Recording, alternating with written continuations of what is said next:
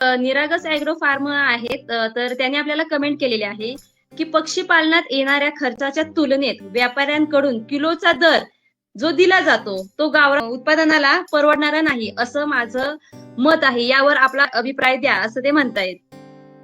तर याबद्दल मी एवढेच सांगेन की तुम्ही ब्रोकर म्हणजे जे जे व्यापारी लोक जे पक्षी उचलतात त्यांना देण्यापेक्षा तुम्ही तुमच्या स्थानिक बाजारपेठेत बाजार करू शकता, किंवा तुम्ही तुमच्या स्वतःच्या याने मार्केटिंग करून तुम्ही पक्षी विक्री करू शकता.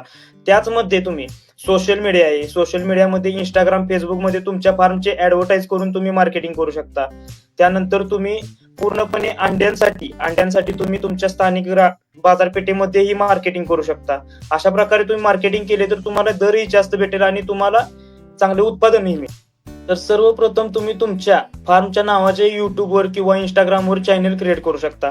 त्या चॅनलमध्ये बरोबर. तुम्ही दररोज नवनवीन व्हिडिओ शेअर करू शकता, जेणेकरून कस्टमरला तुमच्या क्वालिटी म्हणजे तुमच्या गावरान पक्ष्यांची क्वालिटी व दर्जा प्रेक्षकांना समजून त्यातून ते तुमच्याकडून चांगल्या उच्च प्रतीचं त्यांना नैसर्गिकरित्या वाढवलेले कोंबड्या मिळतील असं तुम्ही ग्राहकांना पटवून द्या.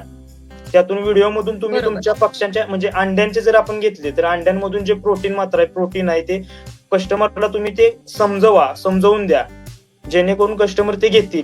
त्यानंतर मांस जर व्यवसाय करणार असाल तर मांसामध्ये तुम्हाला प्रथिनयुक्त जे पदार्थ आहेत, जे आपण बॉयलर खातो त्याच्या कम्पेअर टू नैसर्गिकरित्या वाढवलेले जे प्रथिनयुक्त पदार्थ ज्या देशी गावरान कोंबड्यांमध्ये आहेत त्याचे महत्व पटवून द्या. त्यानंतर तुम्हाला चांगल्या उच्च प्रतीचे मार्केटिंग मिळेल.